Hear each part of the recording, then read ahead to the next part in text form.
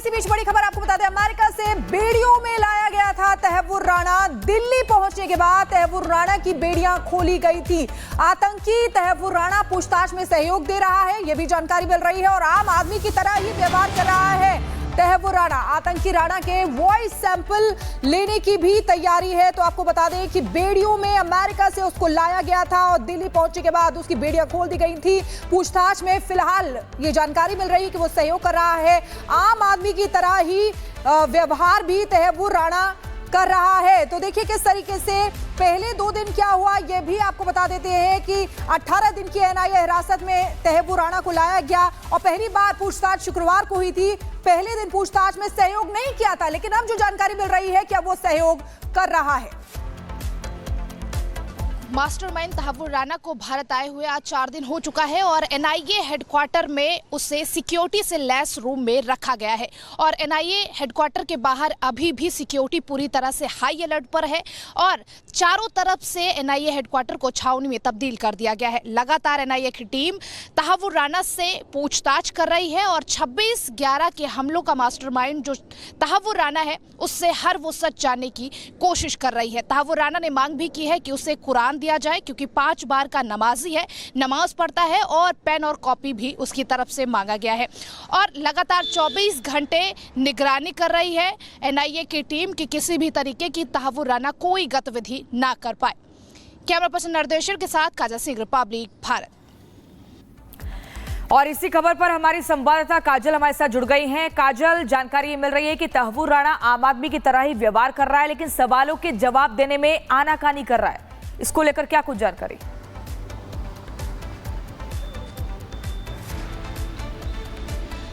जी बिल्कुल, आपको बता दें कि लगातार आज चौथा दिन है और ऐसे में 18 दिन की कस्टडी एनआईए को मिली हुई है और लगातार एनआईए उससे पूछताछ भी कर रही है। हालांकि पहले ही तहव्वुर राणा के वकील की तरफ से कहा गया था कि उसकी तबीयत खराब रहती है और उसे भूलने की भी बीमारी है। हालांकि अब एनआईए की टीम ये पूरा सच जानने की कोशिश कर रही है और मेडिकल टीम भी लगातार हर 48 घंटे के भीतर उसका मेडिकल टेस्ट भी हो रहा है और अगर उसके वकील की बात करें तो कई दलीलें जो है उसके वकील की तरफ से पेश की गई हैं। पहली बात तो ये कि भारत में प्रत्यर्पण उसका ना हो, उस पर रोक लगाने की भी बात कही गई थी। इसके अलावा उसने कहा कि जो है भारत में क्योंकि बीजेपी की सरकार है, माइनॉरिटीज़ को कहीं ना कहीं पीड़ित किया जाता है, उन्हें सताया जाता है, ऐसे में उसे लेकर भी प्रत्यर्पण पर रोक लगाने की लगातार मांग की जा रही थी। लेकिन फिर भी इन सब सवालों को खत्म करते हुए और बीजेपी सरकार या फिर भारत सरकार की बात करें और पास लौटे। लेकिन इसी बीच एक बड़ी खबर, प्रत्यर्पण रोकने के लिए तहव्वुर ने चली थी चाल। तहव्वुर के वकील ने लिखे थे यूएस के मंत्री को लेटर, विदेश मंत्री मार्को रूबियो को ईमेल भी किए थे। 4 ईमेल बताए जा रहे। राणा ने ईमेल में टॉर्चर होने की आशंका भी जताई थी। मार्को रूबियो ने टॉर्चर ना होने की बात कही थी। ये मेल इस वक्त हम आपको दिखा रहे हैं। टोटल 4 मेल किए गए हैं और इसमें बाकायदा लिखा गया है कि टॉर्चर किया जाएगा, जिसमें आप कुछ लाइन्स देख सकते हैं कि is more likely to torture. और काजल इस वक्त लगातार हमारे साथ जुड़ी हुई है। काजल, पूरी कोशिश की गई, मेल किया गया बाकायदा कि टॉर्चर किया जाएगा, कोशिश की गई, लेकिन अब फिलहाल वो कोशिशें सभी नाकाम हुई है। देखना यह होगा कि क्या कुछ और बड़े खुलासे होते हैं। काजल, लौटेंगे काजल आपके पास, लेकिन आपको बता दें आतंकी तहव्वुर राणा से जुड़ी हुई बड़ी खबर लगातार आपकी टीवी स्क्रीन पर है और पूछताछ उससे की जा रही। पहले खबर आ रही थी कि वो सही से जवाब नहीं दे रहा है, लेकिन अब ये जानकारी मिल रही है कि जवाब वो सही से दे रहा है। इसी बीच ये आप तस्वीर देख रहे हैं ईमेल की जो कि भेजे गए।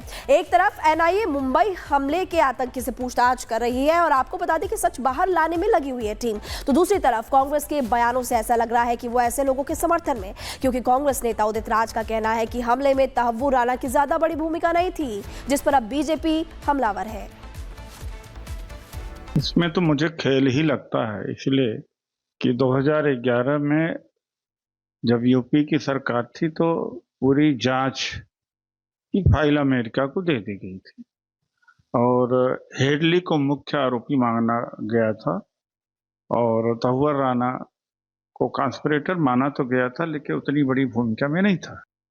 जिस तरह से कांग्रेस नेताओं के आतंकी तहव्वुर राणा को लेकर बयान सामने आ रहे हैं, कांग्रेस नेताओं की मंशा को समझा जा सकता है। कोई आतंकी तहव्वुर राणा को वकील मुहैया कराने की बात कह रहा है तो कोई उसे आतंकी हमले में साजिश करता तक नहीं मान रहा।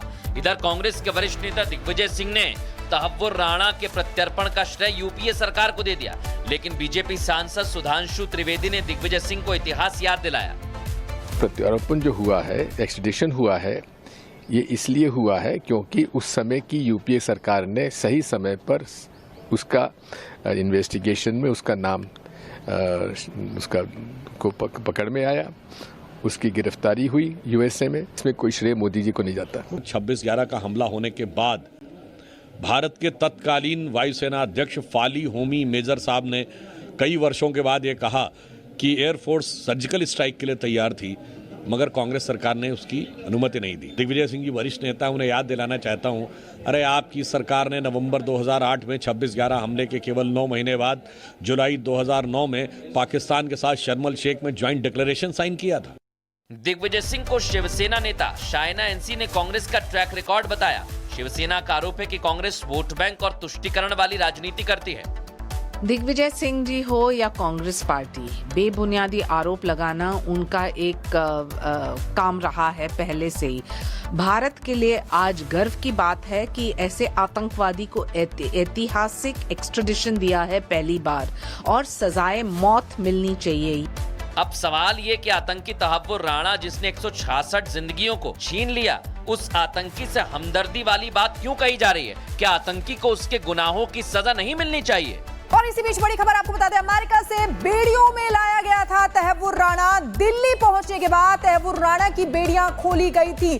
आतंकी तहव्वुर राणा पूछताछ में सहयोग दे रहा है, यह भी जानकारी मिल रही है, और आम आदमी की तरह ही व्यवहार कर रहा है तहव्वुर राणा। आतंकी राणा के वॉइस सैंपल लेने की भी तैयारी है। तो आपको बता दें कि बेड़ियों में अमेरिका से उसको लाया गया था और दिल्ली पहुंचने के बाद उसकी बेड़ियां खोल दी गई थी।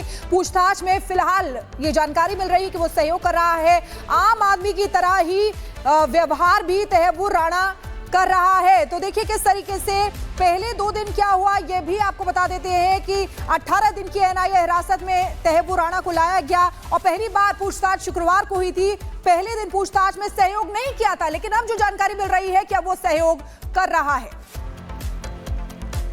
मास्टरमाइंड तहव्वुर राणा को भारत आए हुए आज 4 दिन हो चुका है और एनआईए हेडक्वार्टर में उसे सिक्योरिटी से लैस रूम में रखा गया है। और एनआईए हेडक्वार्टर के बाहर अभी भी सिक्योरिटी पूरी तरह से हाई अलर्ट पर है और चारों तरफ से एनआईए हेडक्वार्टर को छावनी में तब्दील कर दिया गया है। लगातार एनआईए की टीम तहव्वुर राणा से पूछताछ कर रही है और 26/11 के हमलों का मास्टरमाइंड जो तहव्वुर राणा है, उससे हर वो सच जानने की कोशिश कर रही है। तहव्वुर राणा ने मांग भी की है कि उसे कुरान दिया जाए, क्योंकि 5 बार का नमाजी है, नमाज पढ़ता है, और पेन और कॉपी भी उसकी तरफ से मांगा गया है। और लगातार 24 घंटे निगरानी कर रही है एनआईए की टीम कि किसी भी तरीके की तहव्वुर राणा कोई गतिविधि ना कर पाए। कैमरा पर्सन निर्देशक के साथ काजल सिंह, रिपब्लिक भारत। और इसी खबर पर हमारी संवाददाता काजल हमारे साथ जुड़ गई हैं। काजल, जानकारी मिल रही है कि तहव्वुर राणा आम आदमी की तरह ही व्यवहार कर रहा है, लेकिन सवालों के जवाब देने में आनाकानी कर रहा है। इसको लेकर क्या कुछ जानकारी?